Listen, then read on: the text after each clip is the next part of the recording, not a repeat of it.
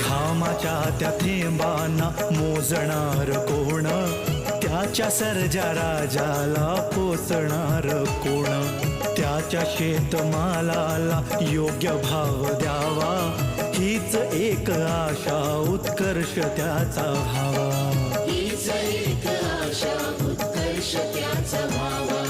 हीच एक आशा उत्कर्ष त्याचा व्हावा. सांगा कधी संपेल त्याचा वनवास, सांगा कधी संपेल त्याचा वनवास,